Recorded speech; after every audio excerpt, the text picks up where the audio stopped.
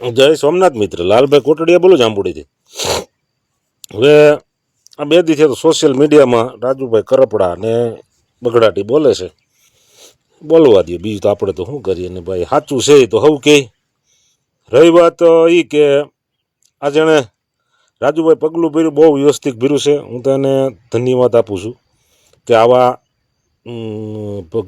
ભગવાનના વિરોધી માણસ પાર્ટી ભેગું રહેવું એના કરતાં ઘેરે બે હું સારું. એટલે એ બહુ નિર્ણય સારો લીધો છે.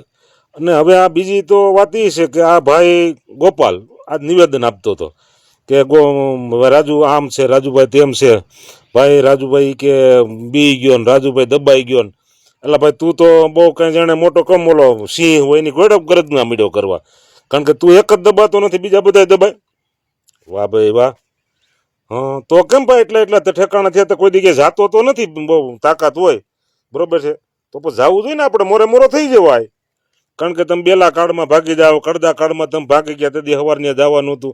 હવે રાજુભાઈ બધી પોલ ખોલે છે એટલે ભાઈ તને તકલીફ મીડી પડવા. પણ એ વાતે હાસી છે, કારણ કે ભીં પડે એટલે તો આપણે ક્યાંય જાતા નથી, કારણ કે એટલી મેટેલું થઈ એમાં ક્યાંય ભાઈ તું કોઈ દી ક્યાંય નથી લઈને. આમાં તને તારા માણસો એવા રાખેલા છે કે ખબર પડી જાય છે કે શું છે એમને નથી ખબર પડતી બરોબર છે, કે તું ભીં પડવાની હોય ને કે જાતો જ નથી. આ કડદડમાં ભીં પડવાની હતી બરોબર છે, તો તને ખબર પડી ગઈ કે તેમ કહેતો કે હું રાજકોટ મારે મિટિંગ કરી, તો કાંઈ એક કરે બબે મિટિંગો તો કાંઈ ફિટ નહોતી હોય બરોબર છે. એટલે આવી ખોટી વાતો કરવાનું રહેવા દે મારો ભાઈ. અને પાછો તું એમ કે અમારી ગરીબ પાર્ટી, અને તું તારી મોઢે જ આ સ્વીકાર્યું છે કે અમે કરોડો રૂપિયાના ખર્ચા કરીને મિટિંગો કરીને ત્યાં સમિયાણા કરીને ઓલું કરીને જમણવાર કરીને ફલાણું કરીને ઢીકડું પડી, તો તમારી પાસે પૈસા ક્યાંથી આવે ભાઈ? તમે તો ગરીબ પાર્ટી છો. તમે એમ થાય એમ કહેશો કે અમે ગરીબ પાર્ટી છું.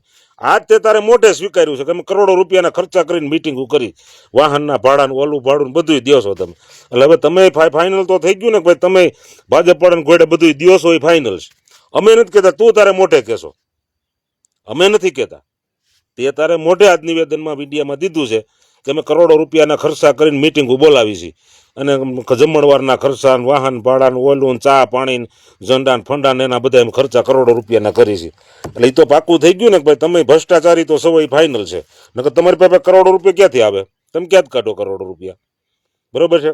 એટલે આ પબ્લિકને મારે એ કહેવાનું છે કે આ બધા જોવો અત્યારથી તમે આ બધાના એની મોઢે હું થોડુંક ટાઈમ જાય ને એટલે પછી બધું મળે આપમેળે બધું આ ઉખડવા.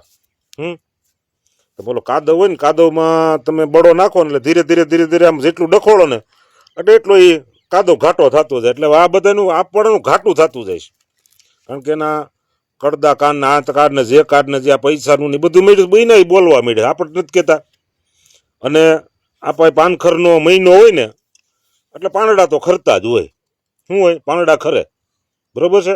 એટલે કાંઈ ઝાડવું હોય ને એમાં ઝાડવામાં પેપું છે, પાન છે કે ફળ છે, એ પાકી જાય ને એટલે ખરી જાય. અમુક ટાઈમે એને ઝાડવું કાઢી જ નાખે બરોબર છે. એટલે રાજુભાઈ નામનું ફળ પાકી ગયું છે બરોબર. એટલે હવે એને ખબર પડી ગઈ કે આપણે ફળ પાકી ગયું છે, આપણે મીઠાઈ તરીકે ગમે ત્યાં સારી પાર્ટીમાં વ્યૂ જવાય એમ બરોબર છે. એટલે એ ભાઈ નીકળી ગયા, એ સારું કહેવાય એમ. હવે તમારા જેવા ઓલા હું તો કે ઓલા પછી છેલ્લે ઓલા કાકોલિયા રે બરોબર છે. એટલે ધીરે ધીરે મને એમ સામે નકરા ઓલા કાકડા કે નથી કાકોલિયા રહેતા બધા કેરીમાં, કોઈ લીંબુમાં ઝીણા લીંબુ થઈ જાય, ઝીણી કેરી થઈ જાય એને કાકોલિયા કે. હવે એવા વધશે લગભગ. હારા ફળ તો બધા લગભગ વીણાઈ જાય એમ, કારણ કે બધાને મેળી જ ખબર પડવા કે આ બી ટીમ છે બરોબર છે.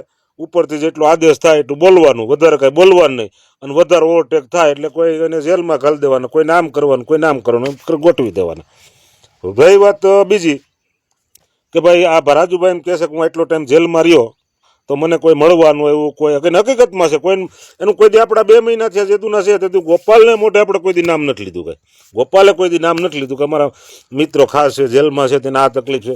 અને આમ તો ભાઈ તું એમ કહેશો કે અમે તો હાઈકોર્ટના વકીલ છે ને ઓલા વકીલ છે, તો ભાઈ તમને વકીલને કોર્ટમાં જેલમાં મળવા ન દે એ વાત તો ખોટી જ હોય ને. પણ તમારે જવાની નીતિ ન હોય, કારણ કે તમારે શું છે ગમે એને બલીને બોકડા બનાવી દેવાના છે મારો ભાઈ બરોબર છે. વન મેન શો તારે રહેવું છે, કારણ કે પછી કાલ સવારે શું થાય ખબર? ચૂંટણી આવે ને કે પાછી ઓલી કોલખરે જેમ ટિકિટની વેચણી કરીને એમ પાછી ટિકિટની વેચણી ચાલુ કરી દેવો ને પાછા પૈસા બનાવવાનું કામ કરવાનું છે. તમારે બીજું કાંઈ કરવાનું નથી. બરાબર છે. એટલે આ બધું આવું હાલે છે. અને હવે અમારે તાલુકામાં ઘણા માણસો આ રાજુભાઈનું થયા પછી સમજવા મળ્યા કે જો રાજુભાઈ જેવા માણસો આ લોકો એનું કોઈ માન મર્યાદા ન હોય અને એની પાર્ટીમાં નોંધ ન લેવાતી હોય તો પછી નાના કાર્યકરોને ક્યાંથી લેવા હે. એટલે મારા આ બધા જાયુભાઈ મિત્ર સર્કલને બધાને જો એટલું કહેવાનું છે કે તમે જોવો જાણો કે આ પાર્ટી છે ને આ એક ફૂગો છે. હવે મીડો ફૂટવા સમજ્યા. ફૂગો કેટલીક ઘડી કેટલીક એમાં હવા હમાય. આમાં હવે હવાનું પ્રેશર વધી ગયું. શું થયું? હવાનું પ્રેશર વધી જાય પછી ફૂગો ફૂટે જ નહીં. કારણ કે આ મોટો ફૂગો થોડો છે, આ ઝીણકા ફૂગા છે આ બધા. આ શું કહેવાય? વાટકી કહેવાય, વાટકી. બરોબર. સમદર હોય ને એ સલકાય નહીં. વાટકીમાં તમને અડધો કળજો પાણી નાખો સલકાઈ જાય. એટલે આ વાટક્યું છે બધું સમજ્યા. સમદર થોડા છે. તમને કહું એક સીટ આવી ગયા તો તમને કહું આખું ગુજરાત માથે લીધું હોય એમ કે ભાઈ અમે આમ કરી નાખીને તેમ કરી નાખીને ફલાણું કરી નાખીને ઢીકડું કરી નાખીને. એટલે આ ભાઈ તમે વાટક્યું કહેવા. શું કહેવા? વાટક્યું. વાટક્યું કેટલું પાણી આમે? અડધો ગ્લાસ કે વધીને અડધી કળશો. આ સમદર થોડા છે ભાઈ. સમદર પેટા હોય એ ન સરલે. તમે વાટક્યું કહેવા એટલે તમારે ઘડીકમાં ફૂગો થઈ જાય. આ ફૂગા હોય ને બધા આવા હોય બધા. બરોબર છે. એટલે પબ્લિકને મારું એટલું કહેવાનું છે કે હવે આને તમે જોવો જાણો અને આના બધાના છે ને કાર્ડ હવે એના સત્તા કરશે. કારણ કે ભાઈ આ બીજું કાંઈ તેની પાસે રહ્યું નથી. બરોબર ને. આ ભાઈને લગભગ તો મને એમ છે 2000 પિતાવી આવશે ને કે લગભગ આ છેલ્લે એકલો જ રહે. બરોબર. તાળું મારવા માટે. બરોબર છે. એટલે આનાથી જેમ બને એમ આઘા રહી અને તમે તમારી બીજી જગ્યાએ માગ કરી લ્યો. અને જેને રાજકારણ કરવું છે, જેને પબ્લિકની સેવા કરવી છે એ વ્યવસ્થિત પાર્ટીમાં. હું એમ નથી કહેતો કે આ પાર્ટીમાં જોડાવ આ પાર્ટીમાં જોડાવ, પણ ગમે એ પાર્ટીમાં જોડાવ, પણ આનાથી સટકો. બરોબર. નકર નહીં સટકો તો તમારા બીજા જેવા બધા જેવા હાલ થાય.